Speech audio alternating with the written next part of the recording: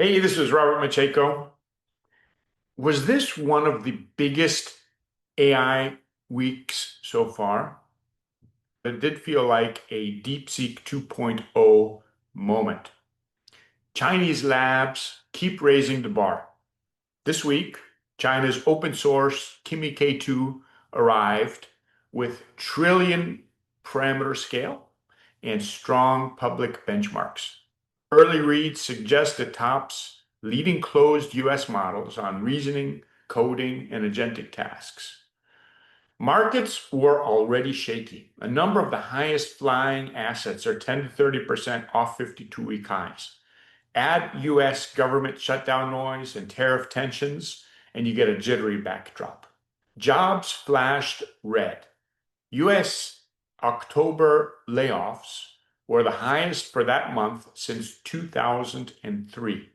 Cost cutting and AI were both cited. Hiring is slowing across many white-collar roles, especially among recent grads. In the past weeks, capex news went into overdrive.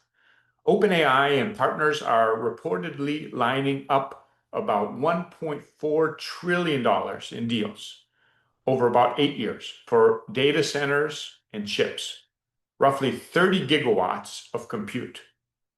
To put that in perspective, that's the consumption level of Spain, a whole country. The spend is far above today's revenues. In OpenAI's case, they said their run rate at the end of this year will be about $20 billion. So it assumes enormous growth. Add to that, backstop controversy. The CFO of OpenAI had wording that sparked headlines about government support. Sam Altman had to walk it back, posting a clarification saying they're not seeking a bailout. AI czar David Sachs said there will be no federal bailout for AI. Either way, financing risk is now part of the public conversation. For now, the moat is in infrastructure. Microsoft, Amazon, and Google are all building NVIDIA chip replacements. The question is, though, if supply overshoots demand, will chip and cloud prices also be under pressure? Alliances are shifting. Apple is reportedly set to pay about $1 billion per year to license a custom Google Gemini for Siri. Interestingly, not OpenAI, which aims to compete with Apple on devices. Microsoft is building more in-house, trying to reduce dependence on OpenAI. This week, geopolitics was not background noise. Jensen Huang said China is going to win the AI race, although he later walked that back at least a bit. The message stands, though. China's developer base, its energy and industrial policy make it a real contender.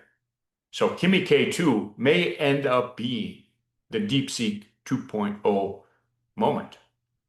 Meanwhile, Elon Musk's $1 trillion compensation plan was confirmed. If all the people in this picture were millionaires, it would not add up to one Elon Musk who had achieved the $1 trillion. Whatever your view, it shows how concentrated the bets have become. What does this all mean? Open source pressure is up, possibly a DeepSeek 2.0 moment. CapEx is up.